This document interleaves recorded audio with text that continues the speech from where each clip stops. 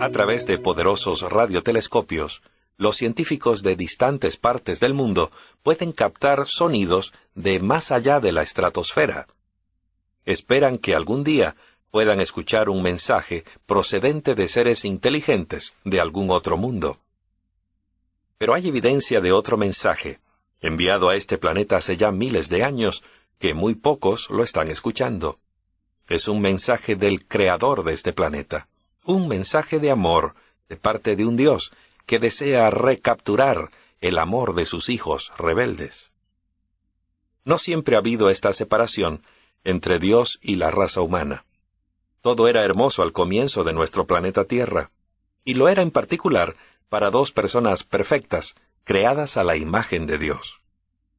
En ese hogar jardín, Dios andaba junto a ellos y les hablaba cara a cara. Podemos imaginarlos caminando juntos con Dios en la frescura de la tarde. Así Dios lo había planificado. Una hermosa relación de unión. No había nada que los separara. Deben de haber pasado momentos muy felices. Pero tristemente esta relación de amor y unidad duró solamente el tiempo comprendido en solo 2 capítulos de la Biblia. El libro del Génesis, en el capítulo 3, cuenta una trágica historia.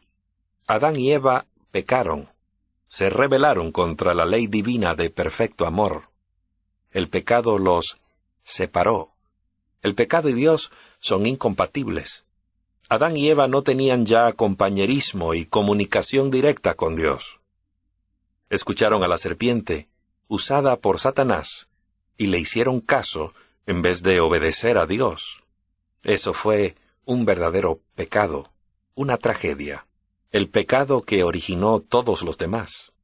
La Biblia dice, cuando oyeron la voz de Jehová Dios, que se paseaba en el jardín en el fresco del día, el hombre y su mujer se escondieron de la presencia de Jehová Dios, entre los árboles del jardín.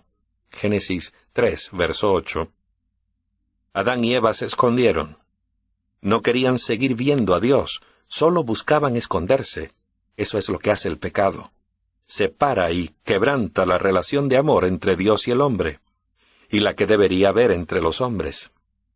El profeta Isaías escribió, «Vuestras iniquidades son las que hacen separación entre vosotros y vuestro Dios. Vuestros pecados han hecho que su rostro se oculte de vosotros». Isaías 59:2. Sí, el pecado nos separó de Dios, pero no nos separó de su amor. Dios encontró la forma de continuar en contacto con el hombre pecador. El amor siempre encuentra la vía que acerca a los seres. Dios estableció otra forma de comunicación con sus hijos de este planeta. Una forma que le permitiría guiar, instruir y revelar sus planes. Eligió a hombres y mujeres en quienes podía confiar para que hablaran en nombre de Él y le comunicaran su amor y sus planes a la humanidad. Entre esas personas elegidas se encuentran Moisés, Miriam, Samuel, Elías, Hulda, Débora, Isaías, Jeremías y muchos más. Los profetas y las profetisas eran los voceros de Dios. Era la forma como Dios decía, «Te amo, me preocupo por ti y tengo un plan para ayudarte». La Biblia registra muchas conversaciones entre el Señor y diferentes personajes bíblicos. Pero ya no eran como las conversaciones y el compañerismo que sostuvo con Adán y Eva y que disfrutaron en el jardín del Edén. En algunas ocasiones, Dios habló a través del Espíritu Santo, en otras, por medio de sus ángeles, y en muchas otras, valiéndose de personas a quienes eligió como mensajeros. Hasta donde sepamos, durante los primeros 2500 años de la historia humana, no hubo revelación escrita de parte de Dios. Los que eran enseñados por Dios compartían verbalmente lo que Él les había hablado. Sin embargo, el canal más frecuentemente usado por Dios para comunicarse con su pueblo han sido los profetas y las profetisas. Hombres y mujeres que hablaron en nombre de Dios, inspirados por el Espíritu Santo. Esto no es de sorprenderse, porque la Biblia dice claramente, «Así nada hará el Señor Jehová, sin revelar su secreto a sus siervos los profetas. Amós 3, verso 7. Veamos cómo recibieron los profetas esos mensajes. En 2 de Pedro, capítulo 1, verso 21, dice, «Porque jamás fue traída la profecía por voluntad humana. Al contrario, los hombres hablaron de parte de Dios, siendo inspirados por el Espíritu Santo». Dios tenía profetas aún antes del gran diluvio en tiempos de Noé. Enoc proclamó la segunda venida de Jesús. Acerca de los mismos también profetizó Enoc: «He aquí, el Señor vino entre sus santos millares». Enoc es la primera persona mencionada en la Biblia de quien se dice que tuvo el don de profecía. Pero hubo otros. La Biblia dice: «Habló Dios por boca de sus santos profetas desde tiempos antiguos». Hechos 3, verso 21. Noé, otro profeta, predijo la destrucción del mundo por el diluvio 120 años antes de que ocurriera. Después del diluvio, aparecen muchos profetas y profetisas: Miriam, Débora, Jeremías, Isaías, Ezequiel, entre otros. Eran maestros de justicia. Eran guías morales y espirituales que hablaban en nombre de Dios. Algunas veces Dios les revelaba su voluntad a los profetas y profetisas a través de visiones, otras mediante sueños, o bien por su palabra, pero siempre por medio del Espíritu Santo. Y Él les dijo: «Si tuvieses un profeta de Jehová, yo me manifestaría a él en visión, o hablaría con él en sueños». Números 12, verso 6.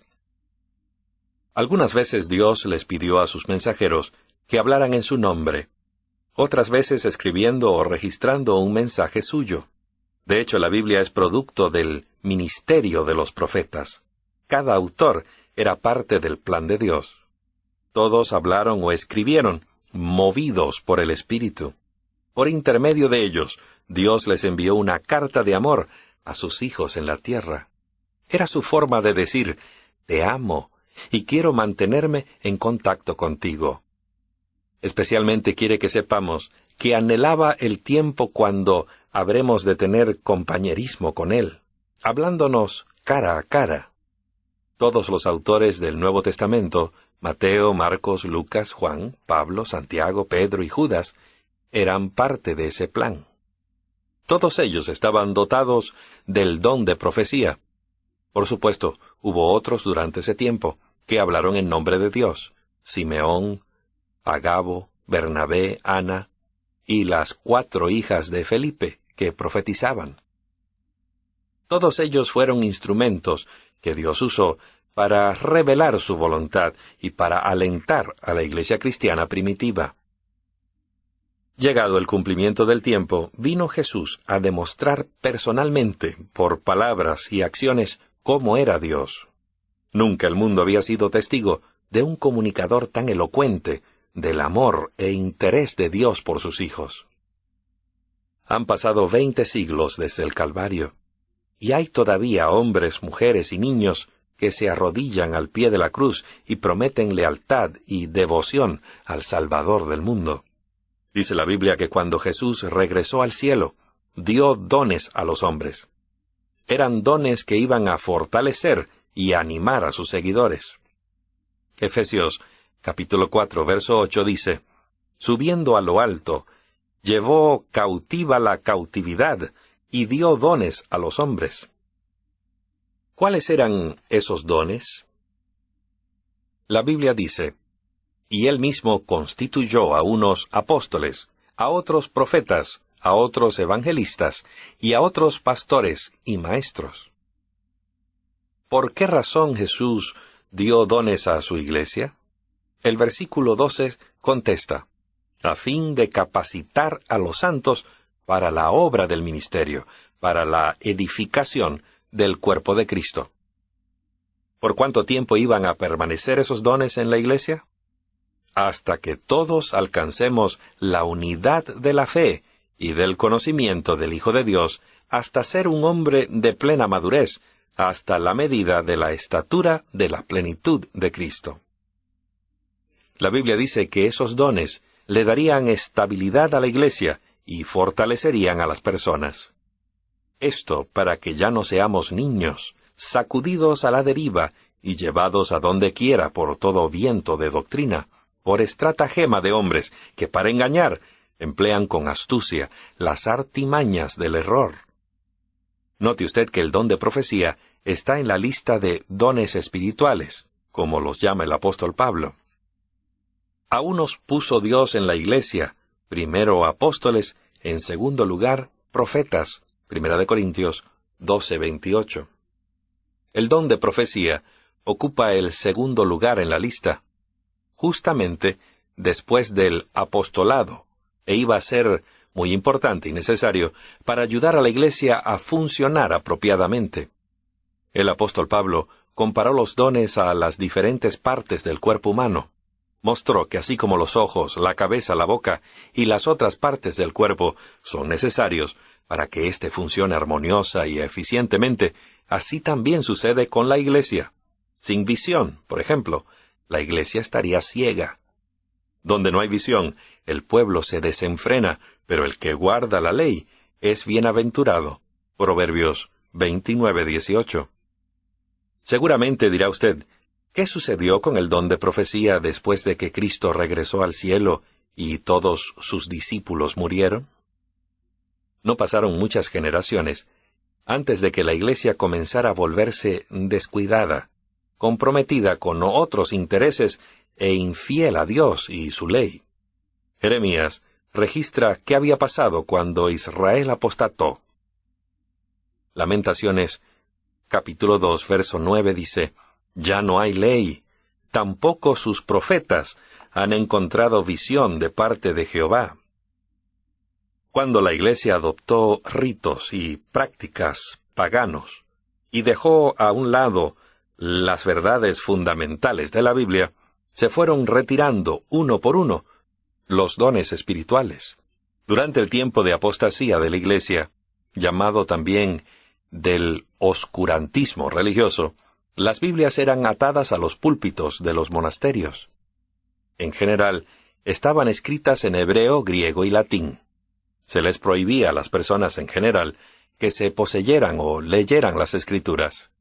Solo a los sacerdotes se les permitía leer e interpretar la Biblia. Unos cuantos cristianos fieles se aferraron a la Biblia y a sus verdades. A pesar de la persecución, llevaron adelante el trabajo misionero de dar a otros porciones de las Escrituras. Plantaron la semilla de la Reforma mucho antes que Wycliffe, Lutero y Hus. Martín Lutero y otros tradujeron la Biblia al idioma común del pueblo. Vino la persecución, pero eso solamente causó un deseo aún mayor de la palabra de Dios.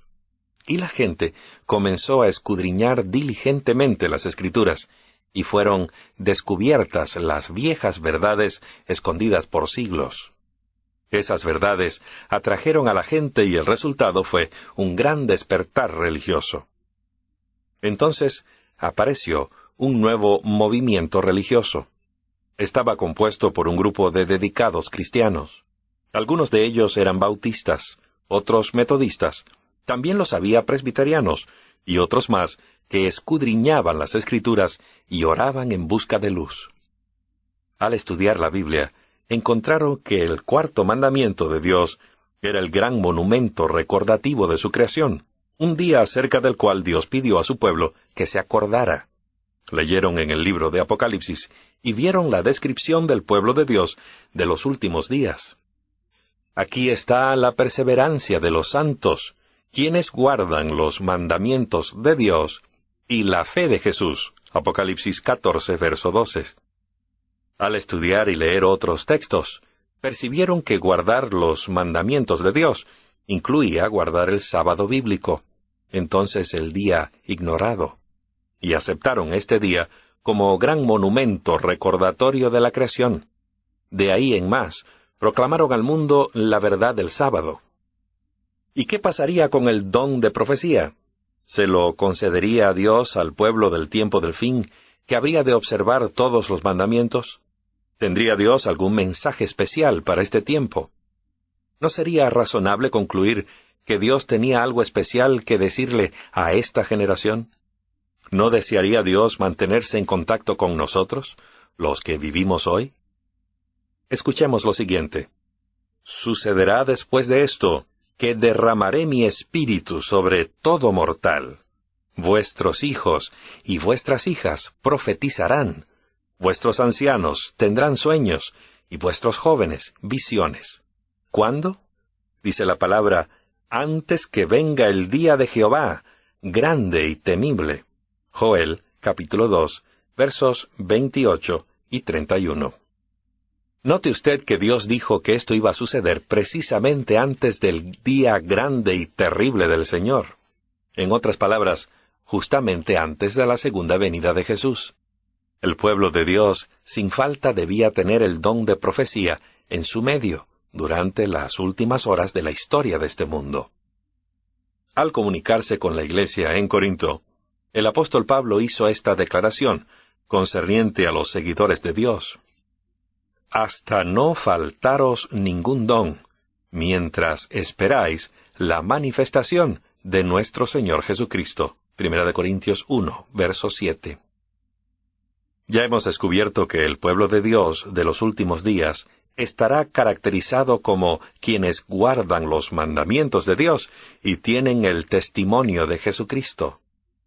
La paciencia de los santos, los que guardan los mandamientos de Dios y tienen el testimonio de Jesús. Se nos dice en Apocalipsis capítulo 19, verso 10, que el testimonio de Jesús es el espíritu de la profecía. En otras palabras, el testimonio de Jesús es la testificación de Jesús a través del don profético.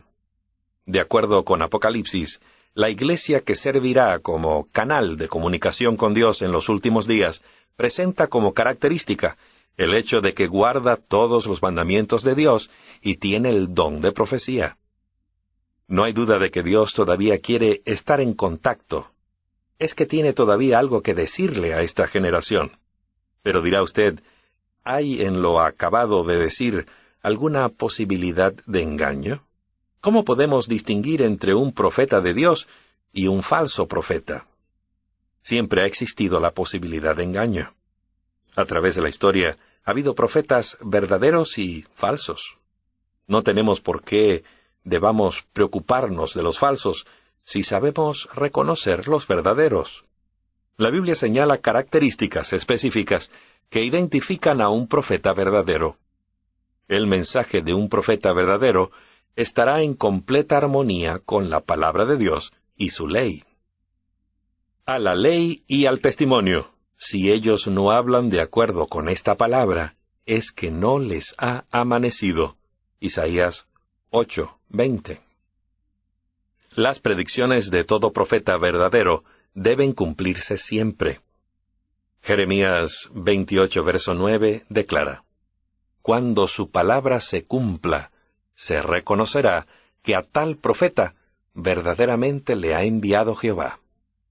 Un profeta verdadero profetiza para edificación de la iglesia. Esta es una de las razones por las que Dios ha dado el don de profecía a su iglesia. Si hemos de descubrir el verdadero don, habremos de descubrir la verdadera iglesia. Las dos cosas están unidas. El que profetiza habla a los hombres para edificación, exhortación y consolación, mientras que el que profetiza edifica a la iglesia. 1 Corintios 14, versos 3 y 4. Un profeta verdadero exaltará a Cristo como el Hijo de Dios y Salvador de la humanidad. Amados, dice Juan, no creáis a todo espíritu, sino probad los espíritus si son de Dios, porque muchos falsos profetas han salido al mundo. Todo espíritu que confiesa que Jesucristo ha venido en carne procede de Dios. 1 Juan 4, versos 1 y 2. Los profetas o profetisas verdaderos pueden ser reconocidos por su vida y obras. Por sus frutos los conoceréis.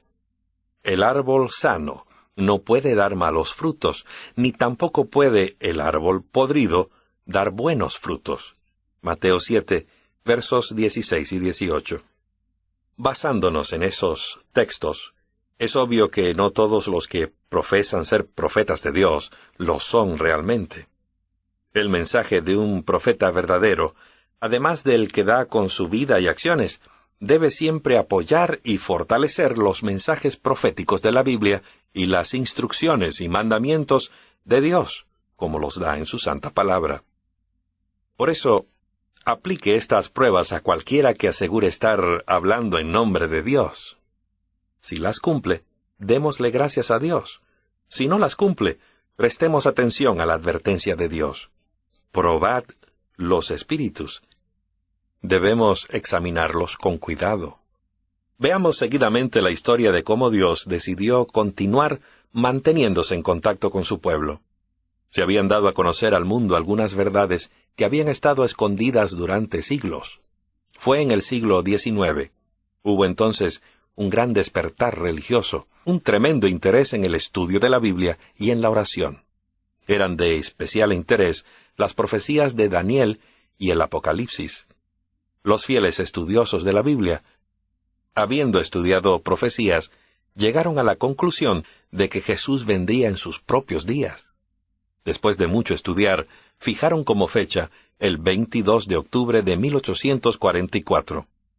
Pasó el 22 de octubre y el esperado retorno de Jesús no tuvo lugar. Fue un chasco muy amargo que provocó ridículo y burlas y malentendidos.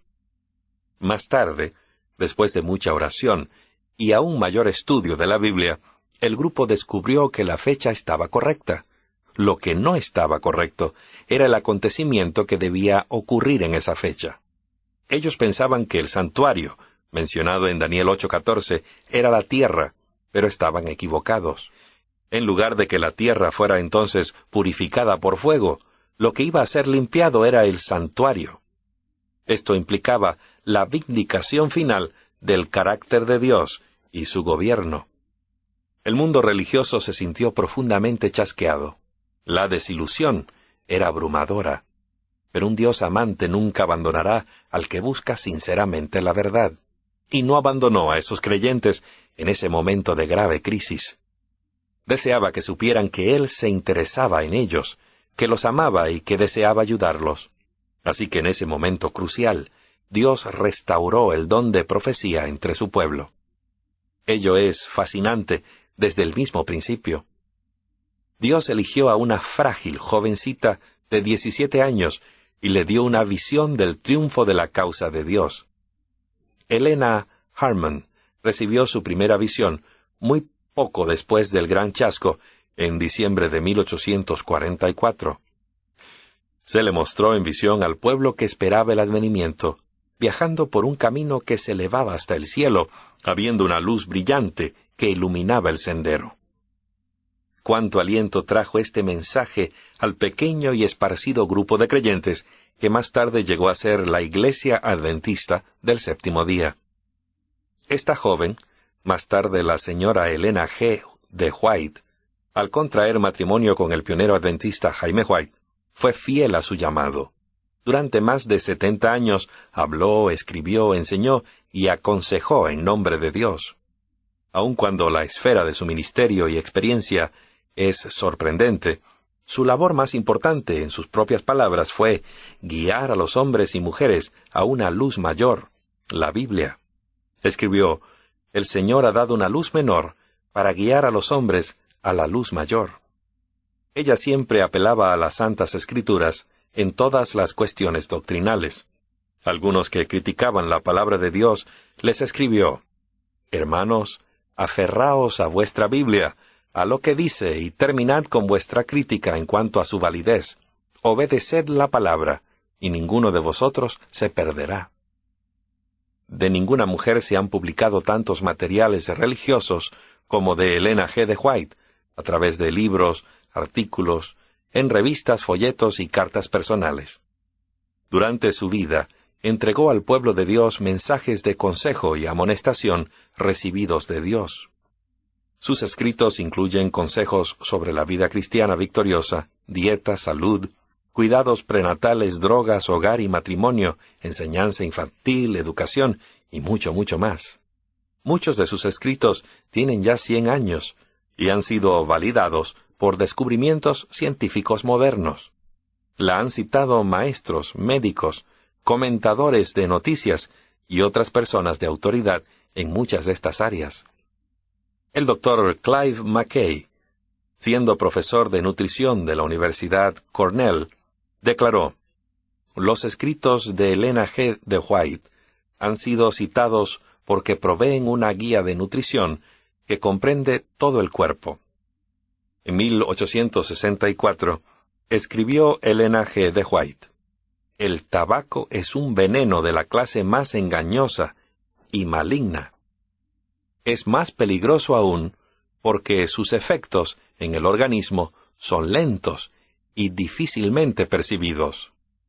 Sin embargo, no fue hasta 1957 cuando la Sociedad Americana contra el Cáncer y la Asociación Americana del Corazón concluyeron que el fumar causaba cáncer del pulmón. En su época, seguramente la cuestionaron los expertos en ese campo, porque entonces se creía que el tabaco y el humo de cigarro eran una cura efectiva contra las enfermedades de los pulmones. En 1905, Elena G. de White escribió que había gérmenes cancerosos. Dijo: «Continuamente sucede que la gente come carne llena de gérmenes de tuberculosis y cáncer. Así se propagan estas y otras graves enfermedades». Por supuesto, hoy se usa como más precisa la palabra virus para lo que la autora llamó germen. 93 años más tarde, la revista Newsweek publicó una historia titulada «Los virus son factores activadores del cáncer». El Dr. Wendell Stanley, virólogo de la Universidad de California y ganador del Premio Nobel, llegó al punto de decir que, sin ninguna limitación, los virus causan la mayoría de los casos de cáncer en los seres humanos. En 1902, Elena G. de White advirtió que San Francisco y Oakland iban a ser visitados por el Señor porque se estaban volviendo como Sodoma y Gomorra.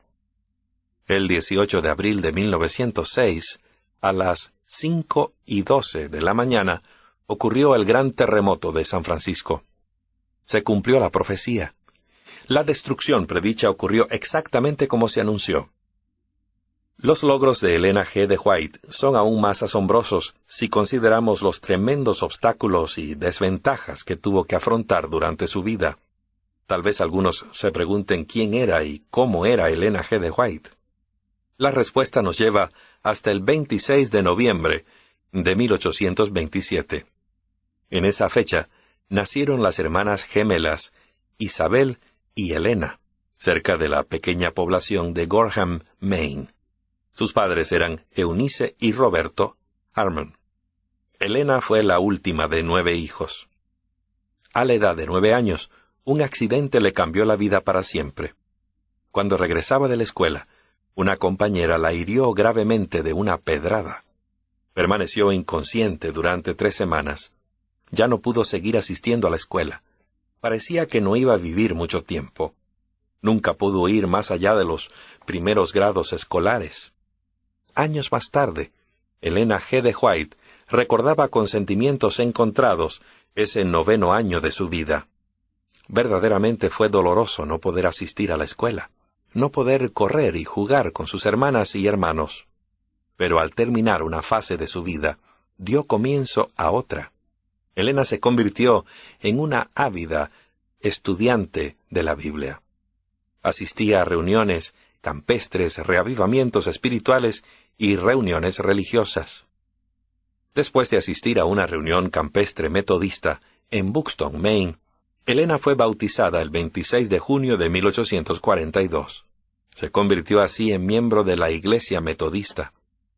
Más tarde, Elena y su familia asistieron a unas reuniones celebradas en Portland, Maine. El orador era Guillermo Miller, antes capitán del ejército y diligente estudiante de la Biblia. Siendo que creía en el pronto advenimiento o regreso de Cristo, él y sus seguidores eran llamados milleritas o adventistas. La familia Harmon se convirtió a los mensajes de Miller. Pero después del gran chasco del 22 de octubre de 1844, todos se sintieron devastados. Helena estaba muy desilusionada. Oró, lloró y estudió la palabra de Dios buscando una respuesta, de la misma manera como lo hicieron muchos que creían en el advenimiento. Entonces, Dios la llamó para ser su profetisa. Físicamente no parecía lo que la gente esperaría de una profetisa. Luchaba contra la tuberculosis y tenía problemas cardíacos. Sin embargo, en 1844, Dios eligió hablarle a Helena en una visión.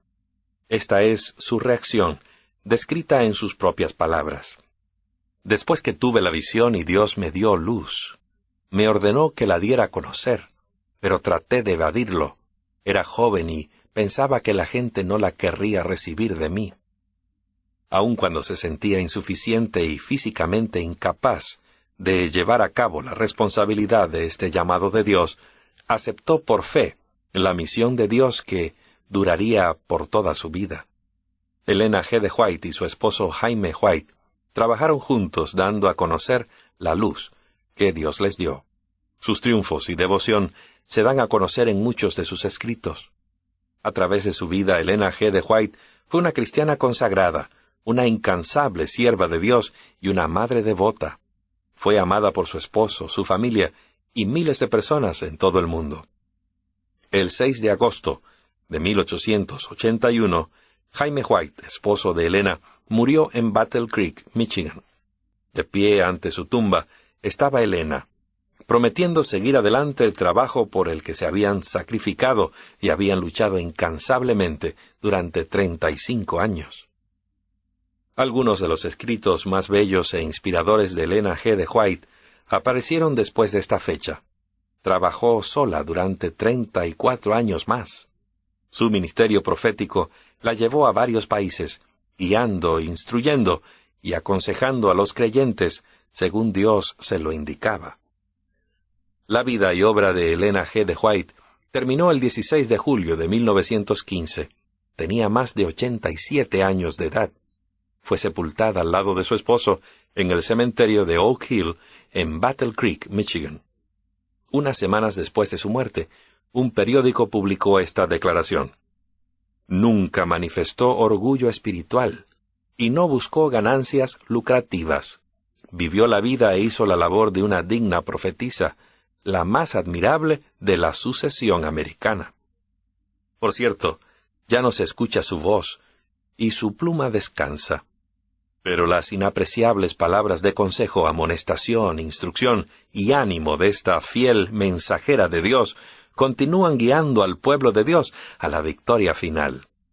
Su legado al mundo es un regalo de amor, un mensaje a la tierra que le llegó de otra parte del universo, de parte de un Dios de amor que todavía desea estar en contacto con sus hijos aquí hasta que Cristo venga.